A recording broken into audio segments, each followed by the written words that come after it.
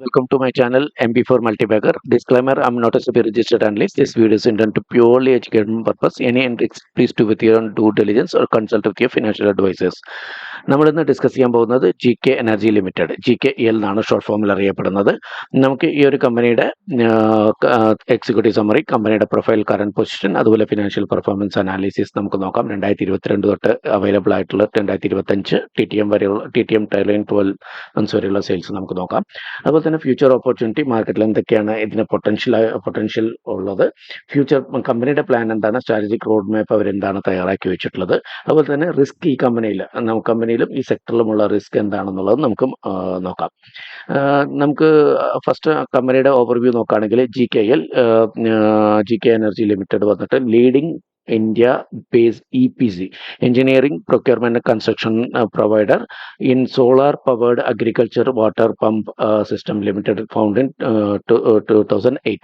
അപ്പോൾ 18 വർഷത്തെ സർവീസ് ഉള്ള എഞ്ചിനീയറിംഗ്, പ്രൊക്യൂർമെന്റ്, കൺസൾട്ടിങ്ങും ചെയ്യുന്ന സോളാർ പവേർഡ് ആയിട്ടുള്ള അഗ്രികൾച്ചറിന് വേണ്ട, കാർഷിക ആവശ്യങ്ങൾക്ക് വേണ്ട വാട്ടർ പമ്പ് സിസ്റ്റം ഇൻസ്റ്റാൾ ചെയ്ത് കൊടുക്കുന്ന ഒരു സോളാർ പവേർഡ് ബേസ് ആയിട്ടുള്ള വാട്ടർ പമ്പുകൾ ചെയ്ത് കൊടുക്കുന്ന ഒരു കമ്പനിയാണ് നമ്മുടെ GKEL എന്ന് പറയുന്നത്. നമ്മൾ ഫിനാൻഷ്യൽ നോക്കുകയാണെങ്കിൽ 2025 1000 കോടിക്ക് മുകളിൽ ടേൺ ഓവർ വന്നിട്ടുണ്ട്. പ്രിസൈസ്ലി പറയുകയാണെങ്കിൽ 1095 ക്രോർസ് 2025 ഫിനാൻഷ്യൽ ഇയർ അവർ അച്ചീവ് ചെയ്തിട്ടുണ്ട്. സിഗ്നിഫിക്കൻറ്റ് ഗ്രോത്ത് ആണ്. നമുക്കത് ഇതിൻ്റെ അനാലിസിസ് വരുമ്പോൾ മനസ്സിലാക്കാൻ പറ്റും.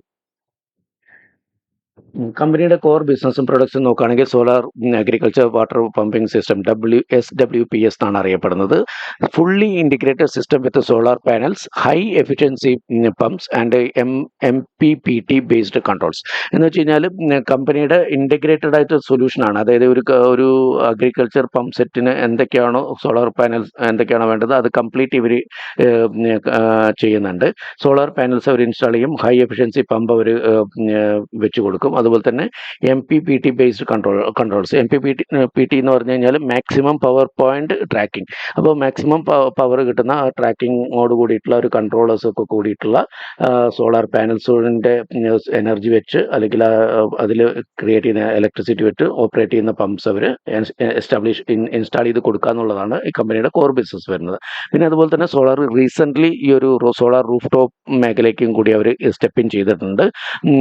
പ്രൈമറിലി അവരുടെ ബിസിനസ് ഇപ്പോൾ SWPS എന്ന് പറയുന്ന solar agriculture water pumping system ആണെങ്കിൽ സോളാർ റൂഫ് ടോപ്പിലേക്ക് അവർ കടന്നിട്ടുണ്ട്. Hybrid system for residential and commercial use. അപ്പോൾ റെസിഡൻഷ്യൽ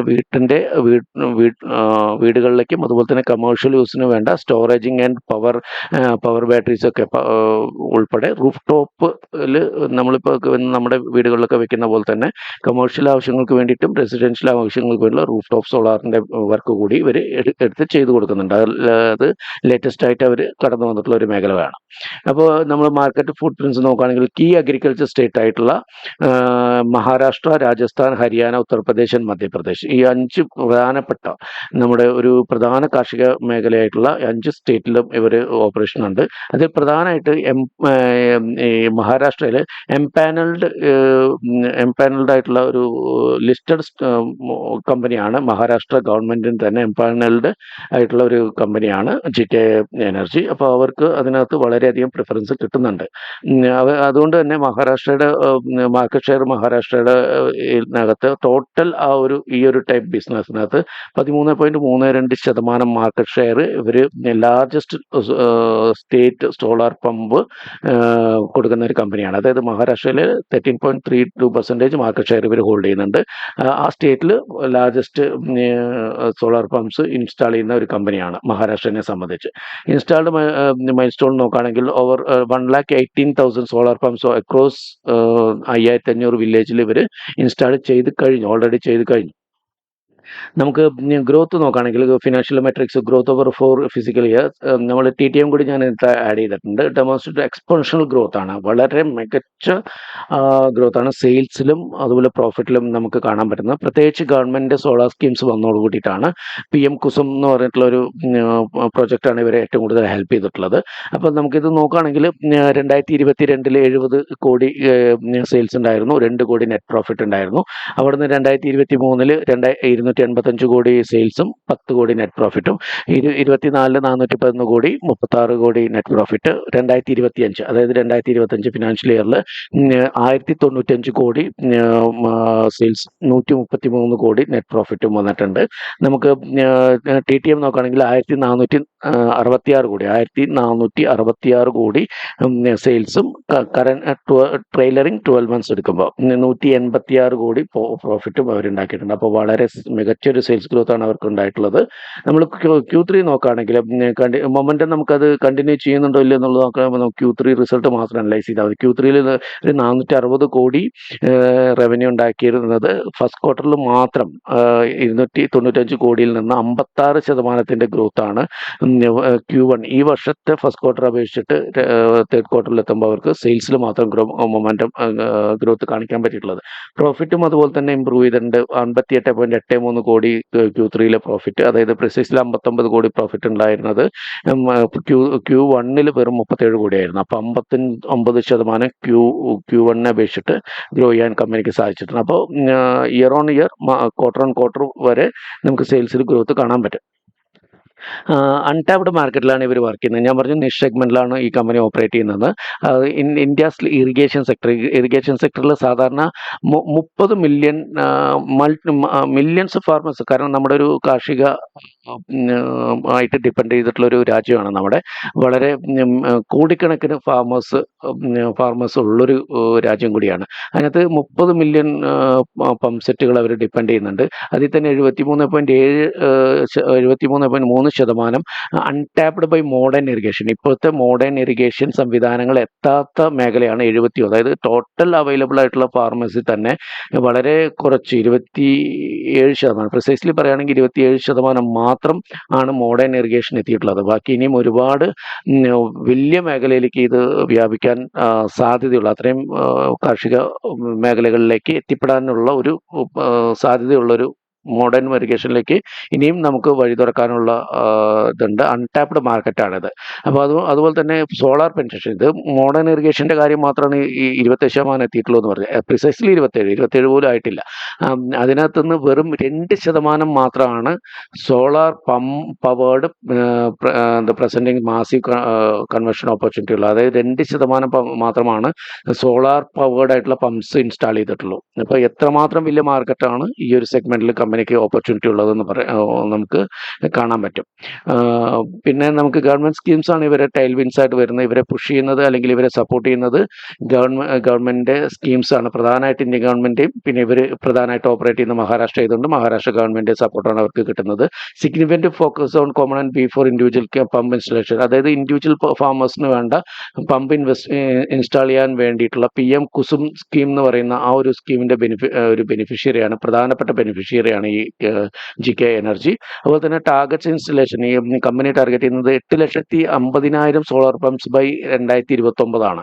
അപ്പോൾ അതിന്റെ ഭാഗമായിട്ട് തന്നെ 3 ലക്ഷം ഓൾറെഡി അപ്രൂവൽ ഇവർക്ക് കിട്ടിയിട്ടുണ്ട്. മഹാരാഷ്ട്രയിൽ നിന്ന് 3 ലക്ഷം അപ്രൂവൽ ഓൾറെഡി കിട്ടിയിട്ടുണ്ട്. അപ്പോൾ കമ്പനീനെ സംബന്ധിച്ച് ഈ ഒരു ടാർഗറ്റ് ഈ ഒരു ഫേസിൽ പോവുകയാണെങ്കിൽ അച്ചീവ് ചെയ്യാവുന്ന ഒരു ഫേസിലാണ്. കാരണം 3 lakh ഓൾറെഡി ആയി, ബാക്കി 5.5 lakhs അടുത്ത 2-3 വർഷം കൊണ്ട് 2.5-3 വർഷം കൊണ്ട് അവർക്ക് നേടിയെടുത്താൽ മതിയാവും. അപ്പോൾ ഒരു പോസിബിലിറ്റി ഉള്ള ടാർഗറ്റാണ് അവർ വെച്ചിട്ടുള്ളത്.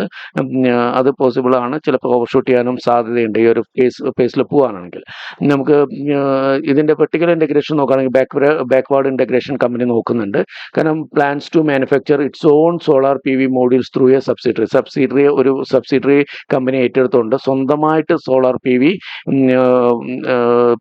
മോഡ്യൂൾ നിർമ്മിക്കാനായിട്ട് കമ്പനി പ്ലാൻ ചെയ്യുന്നുണ്ട്. അപ്പോൾ ബാക്കപ്പ് ഇത് ചെയ്യുന്നതോട് കൂടിയിട്ട് ഒരു profit percentage, operate profit margin ഇനിയും കൂടാം. കാരണം ഇപ്പോൾ തേർഡ് പാർട്ടിയിൽ നിന്ന് സോളാർ മോഡ്യൂൾസ് വാങ്ങി ചെയ്യുന്നതിനേക്കാളും സ്വന്തമായിട്ട് മാനുഫാക്ചർ വരുമ്പോൾ അതിൻ്റെ ഒരു പ്രോഫിറ്റ് ഷെയറും കൂടി ഇവർക്ക് കമ്പനിക്ക് വന്നു ചേരാനുള്ള സാധ്യത വളരെ കൂടുതലാണ്. അത് പ്രോഫിറ്റ് കൂടാൻ സാധ്യതയുണ്ട്. മാനുഫാക്ചറിങ് എക്സ്പാൻഷൻ വേറെ നോക്കുകയാണെങ്കിൽ acquired 25 acre for a new facility with 1 GW annual capacity. ഒരു 1 GW കപ്പാസിറ്റി ഇവർ സ്വന്തം ആവശ്യത്തിന് വേണ്ടിയിട്ടാണ് 25 acre ഓൾറെഡി ഒരു new facility, green field expansion ആണ് കമ്പനി ഉദ്ദേശിക്കുന്നത്. അതിന് വേണ്ടിയിട്ട് പുതിയതായിട്ട് സ്ഥലം ഏറ്റെടുത്ത് കഴിഞ്ഞു. അപ്പോൾ ആനുവൽ കപ്പാസിറ്റി 1 GW ആണ് അവർ ഉദ്ദേശിക്കുന്നത്. ഇത് വരുന്നതോടുകൂടി കമ്പനിക്ക് സ്വന്തമായിട്ട് തന്നെ പ്രൊഡക്ട്സ് സ്വന്തമായി അവർക്ക് വേണ്ട ബിസിനസ്സിന് വേണ്ട പ്രൊഡക്ട്സ് മാനുഫാക്ചർ ചെയ്യാൻ, പ്രോഫിറ്റ് ഇൻക്രീസ് ചെയ്യാനും ബിസിനസ് എക്സ്പാൻഡ് ചെയ്യാനൊക്കെ വളരെ വളരെ സാധ്യത കൂടുതൽ. ഇപ്പോൾ മഹാരാഷ്ട്രയിൽ മാത്രമുള്ളത് മധ്യപ്രദേശിലേക്കും രാജസ്ഥാനിലേക്കും ഹരിയാനയിലേക്കും യു പിയിലേക്കും ഒക്കെ ഈ ഒരു പ്രധാനപ്പെട്ട 5 സ്റ്റേറ്റിൽ അവർക്ക് പ്രസൻസ് ഉണ്ടെങ്കിൽ പോലും മഹാരാഷ്ട്രയാണ് അവരുടെ മേജർ ബിസിനസ് വരുന്നത്. അവിടെ നിന്ന് നമുക്ക് അടുത്ത സ്റ്റേറ്റുകളിലേക്ക് കൂടി എക്സ്പാൻഡ് ചെയ്യാൻ സാധ്യത വളരെ കൂടുതലാണ്. പിന്നെ അവർ റീറ്റെയിൽ സോളാർ എക്സ്പാൻഷൻ നമ്മൾ ഓൾറെഡി പറഞ്ഞു, റൂഫ് ടോപ്പ് മാർക്കറ്റിലേക്ക് അവർ കടന്നിട്ടുണ്ടെന്ന് പറഞ്ഞു. അപ്പോൾ expanding it's RTS market, retail solar roof top എന്നാണ് RTS മാർക്കറ്റ് എന്ന് ഉദ്ദേശിക്കുന്നത്. ഡൈവേഴ്സിഫൈങ് ബിയോണ്ട് ഗവൺമെൻറ് EPC പ്രൊജക്ട്. അപ്പോൾ ഗവൺമെൻറ്റിൻ്റെ ഡിപ്പെൻഡൻസി കുറയ്ക്കാൻ വേണ്ടിയിട്ടാണ് അവരിത് ചെയ്യുന്നത്. അപ്പോൾ ഇതിൻ്റെ ഒരു ബിസിനസ് ഷെയർ ഇംപ്രൂവ് ചെയ്യുന്നതോട് കൂടിയിട്ട് ഗവൺമെൻറ് സ്കീം എന്നുള്ള ഒരു മേജർ ഡിപ്പെൻഡൻസി കുറച്ചുകൊണ്ട് അവർക്ക് ബിസിനസ് ഡൈവേഴ്സിഫൈ ചെയ്യാനായിട്ട് ഹെൽപ്ഫുൾ ആയിരിക്കും. പിന്നെ റിസ്ക് നോക്കുകയാണെങ്കിൽ കോൺസെൻട്രേറ്റ് റിസ്ക് നമ്മൾ ഓൾറെഡി പറഞ്ഞു. PM കുസും സ്കീമിലാണ് 75-85% റവന്യൂ ഇവർക്ക് വരുന്നത്. അത് വലിയൊരു റിസ്ക് ആണ്. പക്ഷേ അത് കമ്പനി അത് മുൻകൂട്ടി കണ്ടുകൊണ്ട് തന്നെ ഇപ്പോൾ സോളാർ റൂഫ് ടോപ്പിലേക്കുള്ള അതിലേക്ക് സ്റ്റെപ്പിൻ ചെയ്തിട്ടുണ്ട്. ഫ്യൂച്ചർ ബിസിനസ് അതിലേക്കുള്ള ബിസിനസ് ഇമ്പ്രൂവ്മെൻറ്റ് വരുമ്പോൾ ഇതിൻ്റെ ഡിപ്പെൻഡൻസി കുറച്ച് വരാനായിട്ട് കമ്പനിക്ക് സാധിക്കും. സ്റ്റിൽ നമ്മൾക്ക് ഇന്നത്തെ കണ്ടീഷനിൽ ഇത് ഓവർ ഡിപ്പെൻഡൻസി വലിയൊരു റിസ്ക് ഫാക്ടറാണ്. പിന്നെ ജിയോഗ്രഫിക്കൽ റിസ്ക്, കാരണം കമ്പനിയുടെ മഹാരാഷ്ട്ര എന്നാണ് ഏറ്റവും കൂടുതൽ വരുന്നത്. 90% റവന്യൂ വരുന്നത് മഹാരാഷ്ട്ര എന്നാണ്. അപ്പോൾ ഇവർക്ക് ബാക്കി 10% ബാക്കി മേജർ ആയിട്ടുള്ള, അതുപോലെ തന്നെ വലിയ സ്റ്റേറ്റുകളായിട്ടുള്ള മഹാരാഷ്ട്ര, രാജസ്ഥാൻ, UP അതുപോലെ തന്നെ ഹരിയാന പോലുള്ള സ്റ്റേറ്റിൽ നിന്ന് വെറും 10% ബിസിനസ്സാണ് ഉള്ളത്. അപ്പോൾ ഇത്രയും വലിയ മാർക്കറ്റ് അപ്പുറത്ത് കമ്പനിക്ക് അവൈലബിൾ ആണ്. അത് ഓപ്പർച്യൂണിറ്റി ആയിട്ടും വേണമെങ്കിൽ എടുക്കാം. കാരണം അവർ അവിടെ ഡൈവേഴ്സിഫൈ ആണെങ്കിൽ അവിടെ പിച്ചും ചെയ്ത് നല്ല രീതിയിൽ മുന്നോട്ട് പോകാൻ ശ്രമിച്ചു കഴിഞ്ഞാൽ അതൊരു ഓപ്പർച്യൂണിറ്റി കൂടിയാണ്. പക്ഷേ കറന്റ് സിറ്റുവേഷനിൽ it is a threat to company. പിന്നെ പോളിസി ഡിപ്പെൻഡൻസി, പോളിസി വളരെയധികം കമ്പനി ഡിപ്പെൻഡ് ചെയ്യുന്നുണ്ട്. റിലയൻസ് ഓൺ ഗവൺമെൻറ് സബ്സിഡി, ഗവൺമെൻറ്റിൻ്റെ സബ്സിഡിയാണ്. സ്റ്റേറ്റ് ഗവൺമെൻറ്റും അതുപോലെ തന്നെ സെൻട്രൽ ഗവൺമെൻറ് സബ്സിഡിയും ലിവറേജസ് ഒക്കെയാണ് ഇവരുടെ റിന്യൂവൽ പോളിസിയുടെ ഭാഗമായിട്ട് വരുന്നതിൻ്റെ ആയിട്ടാണ് ഇവർക്ക് ഏറ്റവും കൂടുതൽ ബെനിഫിഷ്യറി ആയിട്ടുള്ളത്. അത് നാളെ എന്തെങ്കിലും പോളിസി ചേഞ്ചസ് വന്നു കഴിഞ്ഞാൽ അത് കമ്പനിയെ നല്ല രീതിയിൽ ബാധിക്കും. അപ്പോൾ ഇത്രയും റിസ്ക് ഉണ്ട്. പക്ഷേ കമ്പനിയുടെ ഒരു ചെറിയൊരു ബ്രീഫ് തന്നിട്ട് നമുക്കിത് സ്റ്റോപ്പ് ചെയ്യാം.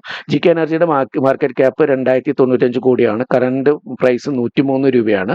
അവർ 240 വരെ 52 ഹൈ അവർ വന്നിട്ടുണ്ടായിരുന്നു. 240 നിന്നാണ് ഇന്ന് ലോ ആയിട്ട് വന്നിട്ടുള്ള 96 രൂപ. അപ്പോൾ ലോ പ്രൈസിന് അടുത്താണ് ഇപ്പോൾ കമ്പനി ട്രേഡ് ചെയ്തുകൊണ്ടിരിക്കുന്നത്. കമ്പനിയുടെ P 11.3 ഇൻഡസ്ട്രിയൽ P വെച്ച് നോക്കുമ്പോൾ 14.8 വളരെ കുറവാണ്. അതുപോലെ തന്നെ ഹിസ്റ്റോറിക്കൽ സ്വന്തം കമ്പനിയുടെ 3 ഇയർ ഹിസ്റ്റോറിക്കൽ P വെച്ച് നോക്കുകയാണെങ്കിലും 16.7%. അപ്പോൾ 16.7 നിന്ന് 11.3 പറയുമ്പോൾ വളരെ ഡിസ്കൗണ്ടഡ് റേറ്റിലാണ് കമ്പനി ഇപ്പോൾ അവൈലബിൾ ആയിട്ടുള്ളത്. ROE നോക്കുകയാണെങ്കിൽ റിട്ടേൺ ഓൺ എക്വിറ്റി നോക്കുകയാണെങ്കിൽ 101%. നിങ്ങൾക്ക് ROC നോക്കുകയാണെങ്കിൽ 74.3%. ഇത്രയും മികച്ച ROC ROE ഉള്ള ഒരു കമ്പനിയാണ് 101ഉം 74ഉം.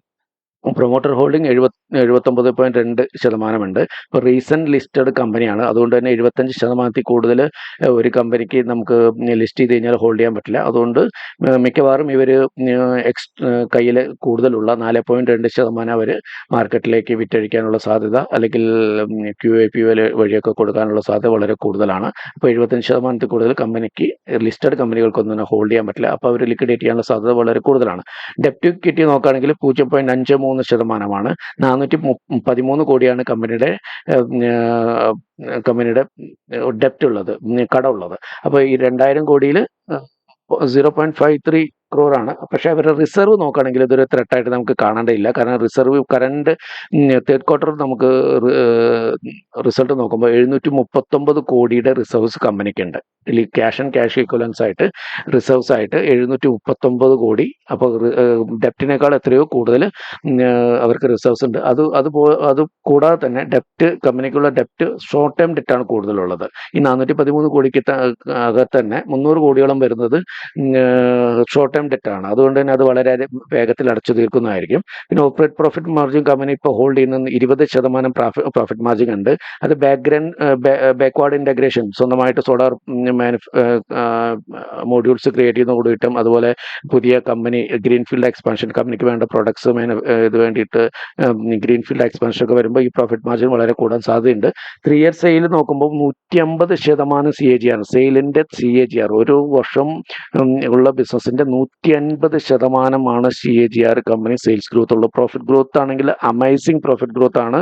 340% CAGR ഈ കമ്പനി വളർന്നിട്ടുള്ളത്.